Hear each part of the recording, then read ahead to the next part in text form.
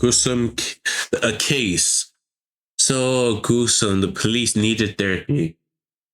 He's probably over exaggerating it, but like from the thumbnail, it looks like someone like was getting tortured and stuff. This case takes place in the USA and spans over a number of years. Meet Murray Troy Travis.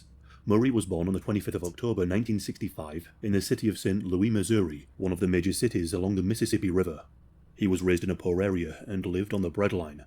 There isn't much information to mention about his formative years, although his former teacher remembered him only because of how unusual he was. After graduating in 1985, he spent 2 years in the Army Reserve working as a medical and dental assistant. He later held various jobs, including working for trucking companies and volunteering at a nursing home. On the surface, nothing was alarming about his life, which is bizarre when we consider the deplorable and diabolical acts he later committed. It was in 1987 where his life began to unravel. He became addicted to crack cocaine, which was a habit that quickly spiraled out of control. By 1988, at the age of 23, his addiction had totally consumed him. He was spending as much as $300 a day on drugs, which led him to commit a series of robberies to pay for more drugs. In the span of 8 days, he robbed 5 shoe stores across the county. When the police eventually arrested him, he was neither aggressive nor hostile. Officers later described him as quite respectful. When he appeared in court, he claimed that his drug use had clouded his memory of the... He probably just wanted to go to jail. Guy, what the heck? Guy just probably wanted to go to jail. Said bro was respectful and everything. Bro, it's either he didn't want to stay close to. I don't know if he was married. Maybe he felt like jail was better than living with his wife if he was married, or something else. What he said. Robberies. He pleaded for leniency, telling the judge that he had completed rehabilitation and was no longer using drugs after spending some time in jail before the trial. However, just months before his 24th birthday, a judge sentenced him to 15 years in prison. Around 2 months into the sentence, Maury sent a handwritten letter to the judge, pleading for reconsideration. He described prison as unbearable, saying that he cried himself to sleep most nights and his mental health was deteriorating. Suffice to say, the judge did not respond. After serving just over 5 years, Maury was released on parole. He was 29 years old, and the year was 1994. Those who interacted with him afterwards described him as polite and an unassuming man. A neighbor recalled how he would hum and sing when entering the shared basement of their building, making sure she knew he was there so he wouldn't startle her. Another neighbor, who often drank beer with him, said he never noticed anything strange about him, which is rather strange as he would soon become known as the Streetwalker Strangler. During the summers of 2000 and 2001, he was working as a waiter at a hotel restaurant. One day, a co-worker named Dave mentioned that a friend's stolen car had been found burned in East St. Louis. Maury didn't seem surprised. He casually remarked that East St. Louis was a good place to dump things because the police didn't patrol the area often. Dave thought to himself. He thought that this was a strange comment to make. Why would Maury be an expert on knowing where the police didn't patrol? This made the colleague... Because like he done some shit like that before. He's probably like... I don't know, maybe he followed the cops, who knows? rather suspicious of him. Maury also had a girlfriend, a woman named Julie. At the time, Julie was working as an intern for KDL News, and she remembers Maury saying something rather disturbing. Maury turned to Julie and asked her if the station had ever done a story on their escorts who were being murdered at the time. From 2000 to 2000. Bro, just wait, what the heck? Why you ask these type of questions? Like, bro.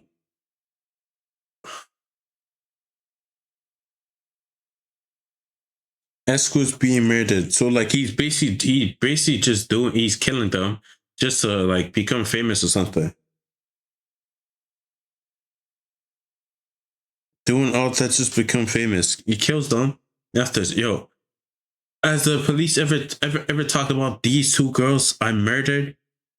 Like, bro. 1. Several escorts were found dead, dumb. Bro thinks he's Jeffrey Dahmer or something.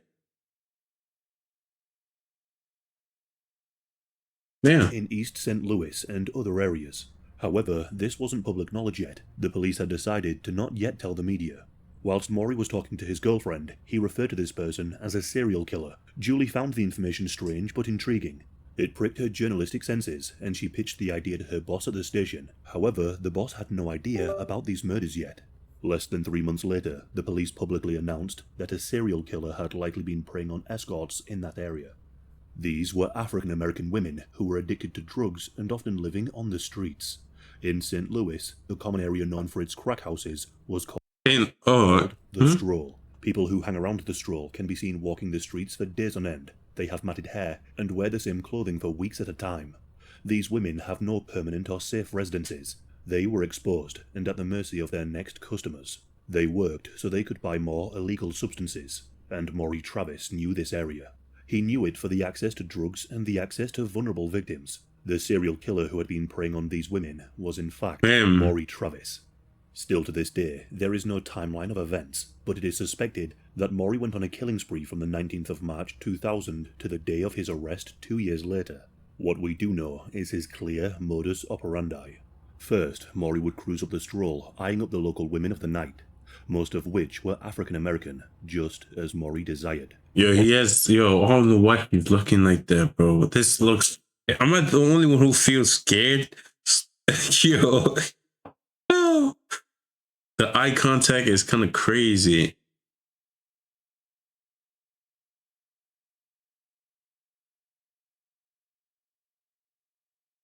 He was probably on drugs while he took the picture. Like, bro, what the heck? If he had his mind set on one of the women, he would approach them. He came across nice, polite, and like any other person seeking their services. Only, he was not like anyone else. What he intended to do was beyond imaginable. After some small talk during a ride home to his house in Ferguson, he would welcome them into his house. What's strange is that he filmed these interactions. First, he would give them some illegal substances and then sleep with them in his bedroom. Once he had had his fill, he turned to satisfy a more darker need. Oh, so like he probably was like doing some kinky shit, man, slicing them up and stuff, like slicing a part of the body, maybe tying them up. Actually, I don't think the neighbors heard any screams, so like I don't think that's what happened. He now made them engage in ritual-like activities. He brought one victim into his living room, made her change into a white dress, before placing sunglasses on her face. Still to this day, nobody quite knows why he did these strange things. And then, when the women are least expecting it, he would pull out an extremely powerful taser and shock the victim just below the collarbone, rendering them completely incapacitated. He then grabbed the women by the legs and dragged them through his house into the basement, which was later named his torture chamber. The police recall watching the footage at a later date, hearing the bodies bang along the staircase as he dragged them down into his lair. Maury's demeanor then rapidly changed. He became hostile, combative, and very degrading. There was a single thick wooden column in the center of the torture chamber, which he would use to restrain the women against. He would strip them completely naked and handcuff their hands and feet behind them around the column, leaving them on their knees. People would think this is some kinky shit, which it does literally sound like it. He then began interrogating them, asking them who's looking after their children. He made his point very clear. These women were to him subhuman for putting drugs and their jobs before their children. He even filmed them, asking if they wanted to say anything to their children. The women would then endure further humiliation and torture over the course of several days. He would beat them black and blue. He would lacerate the women with kitchen utensils. Here's some type of like bootleg Robin Hood. Instead of stealing from the rich and giving it to the poor, to basically change them and basically making them help the poor. He is basically getting like prostitutes, beating them, tying them up on some kinky shit, and basically just making them want to basically causing them to want to pick over the kids and something like that.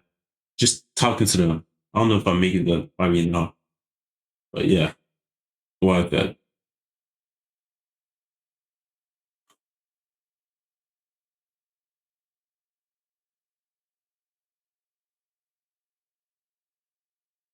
Drawing blood which would spray across the basement, and he cared very little for cleaning up. After killing a victim, Maury would extract something from them, an item of clothing or a piece of jewelry, anything to keep as a souvenir. Next, he would eject any films he had made in his... That's how people usually get caught, bro.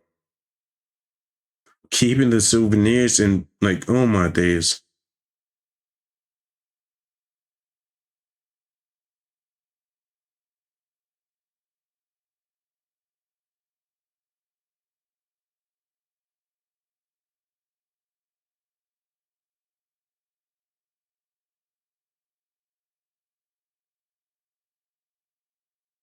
What the heck did this person just say? Yo, like, I'm curious, what the heck is that? And why? What's the point? Pell Dave smells like midnight warm. Girl, literally send me a whole poem. What the hell, bro? Pale Dave smells like midnight warm. Pale Dave smells like the midnight warm. A steady heart, a gentle storm. His voice feels like a place to stay, soft as stars before the day. Love moves easy when he's near, quiet, deep, and always clear. Yo, Loki, I can't even lie. That's a bar. That's a bar. It's the bottom one. Camcorder and placed them in a safe spacing. Sending me a whole poem. Crazy. He would then discard the bodies in a wide range of locations. A 34-year-old woman by the name of Alyssa Greenwade was one of his victims. She lived on the Stroll and was found dead in Washington Park on the 1st of April 2001, with strangulation marks around her neck. Teresa Wilson, aged 36, was found dead by strangulation in a ditch off Highway 67 on the 15th of May 2001. Betty James, aged 46, was found on the 23rd of May 2001 and was one of the women who starred in Maury's graphic tapes. She was one of the only victims who stated her real name when she was asked on camera. She was also found with tire marks across her legs, indicating that Maury had run her over at some point. Damn. Then, on the 29th of June 2001, only 16 feet from where Teresa was found, was the body of Arona Thompson, who was aged 36. God, yeah, like some Jeffrey Dahmer shit. Literally Jeffrey Dahmer shit.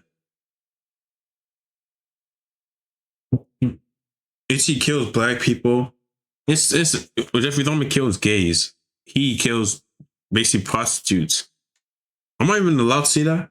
Or ladies, black ladies, or whatever you want to call it. August 2001, a decomposing 50-year-old woman named Yvonne Cruz was found strangled and tortured to death.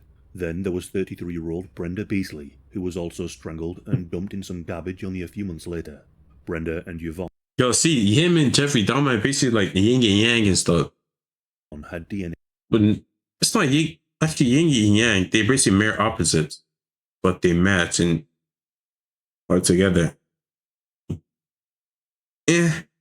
Somewhat. Inside their private parts from the same male. This was later discovered to be Maury's. The list continued with a series of discovered skeletal remains, which proved little information with regard to the manner of their death. Maury had no regard for his victims. Teresa Wilson was a mother to a daughter called Chastity. She would take her daughter to the spot where she would meet her clientele. They would both sit on a bench next to a payphone. When Teresa had a client, she would leave her daughter on a bench for up to an hour and then return. So when Maury drove up to Teresa, he took her mother knowing that he was going to end her life. Chastity sat and waited for her mother for hours, ultimately for her to never return. He saw these women as trash, so much so that he dumped many of his victims in heavily vegetated areas of highways and mostly in East St. Louis. Some of the bodies were found discarded in illegal dumping sites, buried beneath piles of garbage. No, I'm guessing he probably... The reason why he did that was because it's smart. It's kind of smart. Think logically. People are not going to go there. Large garbage sites, yo, okay, there's people there who look for scraps and stuff, but like most people are not going there, just they don't really care. Over this period, the police were finding bodies nearly every 6 weeks. The police theorized that the killing was at the hands of the same perpetrator, but unfortunately for the longest time, there were no leads. Homicide investigators from Illinois and Missouri police and the FBI joined forces and created a task force. But again, more bodies appeared, having undergone a brutal, degrading murder with the same modus operandi. The task force thought that the murderer was arrogant, as he would sometimes leave the bodies to be easily discovered. At first, they thought the process... I think he just did not care, that's the thing. He probably just, oh, you're going to bed? Oh my days. Appreciate you for watching, though. Thank you. And sleep well. Have a nice sleep. Yeah, basically sleep well. Hopefully you have a nice, and you don't have a minute. Fuck. What? Oh my days. My brain's fucked. I might be fucked. Okay. Hopefully you don't have a nightmare. Is that better? Somewhat. Yeah, I'm slow. Yeah, but good night though. Profile of the killer would be a white male trucker, as many of the bodies were left along roads just outside the city. But as more and more bodies turned up, they believed it was a man who was familiar with the area. Early into the investigation, Maury Travis was dubbed the Streetwalker Killer. It took several months before the news outlets started reporting on these murders. A journalist named Bill Smith wrote a heartfelt and bold front-page piece on the women who had been killed. He saw that these vulnerable women who had been murdered were being forgotten about, as very few people came forward to identify the bodies. He saw it as a complete injustice, and believed that this would empower the killer to continue. But just 5 days later, Bill received a peculiar letter in his work mailbox. Bill opened the letter and read the first line. It read, "Nice sub-story about Teresa." But then, Bill... Oh, that's a killer who wrote it. Definitely a killer. It said, "Write a good story about Greenwade, and I'll tell you where the other bodies are. To prove I'm real, here's directions to victim number 17. A map was provided with a letter X marking the spot. The letter was handed over to the task force. Just as it described, Alyssa was found at the marked location on a map provided to Bill. However, the police now had a lead. Maury had used an online digital map to send to Bill. A team of expert digital forensic analysts was assembled to track down the online map that Maury had used to direct Bill to Alyssa's body. The police knew there was only a 5-day window between the initial news report and the day that Bill received the letter. Their task was clear: find the exact map online and determine who had accessed it within that time frame. The map was from Expedia.com, which exclusively used maps from Microsoft. The police reached out to Microsoft for user data, but the company was reluctant to cooperate. But a subpoena was issued, and Microsoft handed over the data. The map in question covered a small specific section of St. Louis. The police hoped that the number of users who had accessed it during the 5-day window could be minimal. And they were right. Only one computer had downloaded that very section of the map. Tracing the IP address led them to an MSN account registered under the username Maury Travis.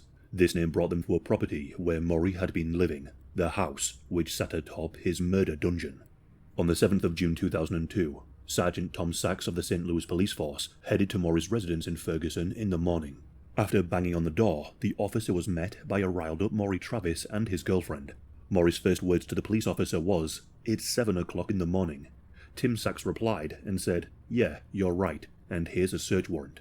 Maury then said, "Why do you need to search my house?" And Tim replied by saying, "You know exactly why we're here." The police believed that they had caught the streetwalker strangler, but what they didn't expect was the sheer volume of evidence waiting for them. In the They house. searched the house and quickly realized that they had uncovered something far worse than they had anticipated. How did the girlfriend not know? That's one thing I'm curious about.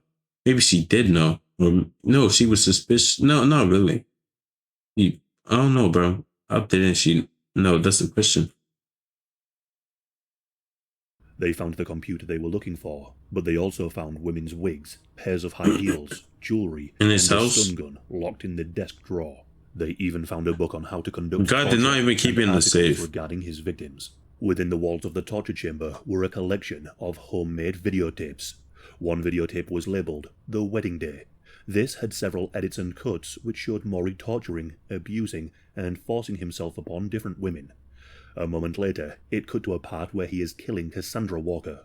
You can see how she was chained up to a wooden central pillar in the basement. Is that actually the thing? Her hands are restrained, and she is pleading with him to let her go. In that moment, he picks up a belt and strangles her to death. Now, what exactly happened on these tapes was so disturbing that each officer that reviewed the tapes was given psychological treatment after. They were described as beyond twisted and horrifically graphic. The basement painted an even darker picture. The police uncovered a makeshift prison cell. Blood covered the walls, ceiling, doors, and the carpet. And his girlfriend was somehow unaware of all these things happening. So you're telling me she was unaware that basically below in the basement there is bodies, not bodies. There's like places with wigs and all this other stuff, and blood and evidence makes the prisons, and she somehow never saw it. How's that work? Even the furniture was stained red. This was the setting for most of these videotapes that he had made. Investigators searching Maury's home found a crude diagram detailing plans for a basement extension. He intended to build 2 prison cells where he would chain up his victims, and the plans were incredibly well thought out. They included air vents for the basements, ensuring ventilation. He wanted to make sure it was well concealed, so he drew crawl pods instead of doors. Since there was no bathroom facilities, he made a list of supplies which included adult diapers. It was clear that he was preparing to keep women captive for an extended period of time, inferring he must have gotten bored of his current methods.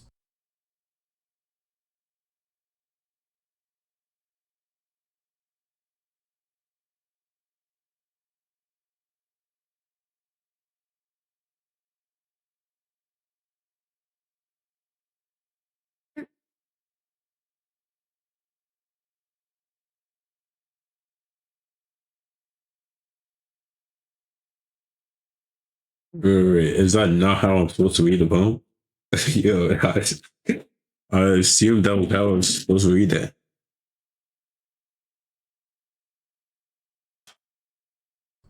It turned out that Maury's girlfriend had no idea what was going on in the house she lived in, or what Maury had planned.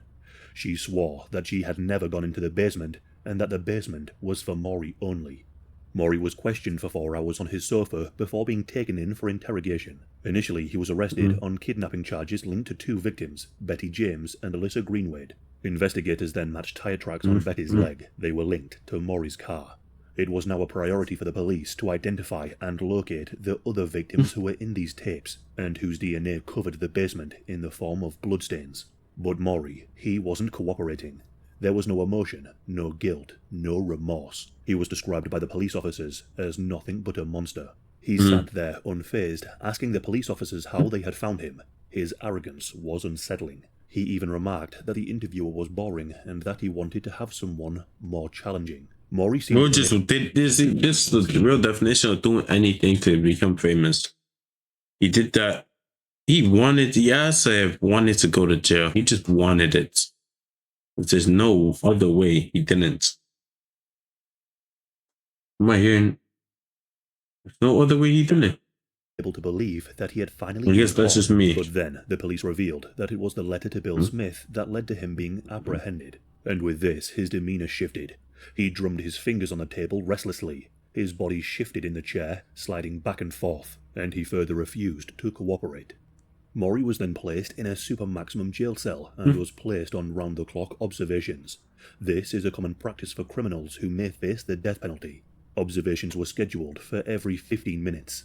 But on the 10th of June 2002, guards at the St. Louis County Jail found Maury dead in his cell. He had been able to create a makeshift noose, and 2 consecutive checks had been missed.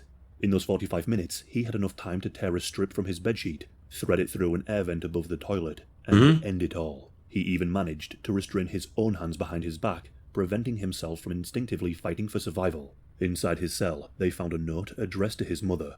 It read, "Dear Mum, I'm sorry for the pain I have caused you and the family. My death seems to be the only way out, and a fast end to all of this publicity.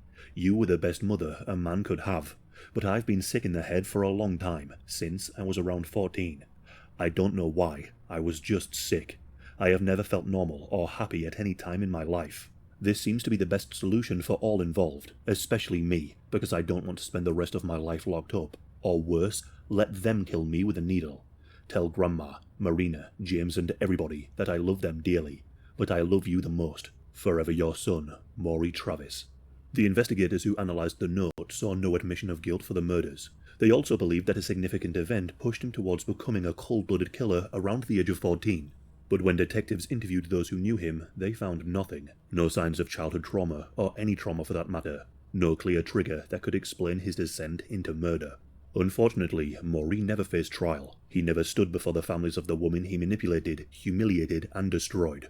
By the time of his death, the police had linked him to 12 victims, but in his own words, there were at least 17. Detectives in the surrounding counties have suspected that he might be the murderer in several other cases, increasing the potential murder count to over 20. The strongest theory suggests that he had a deep hatred for women who sold their bodies, but no one can say for sure.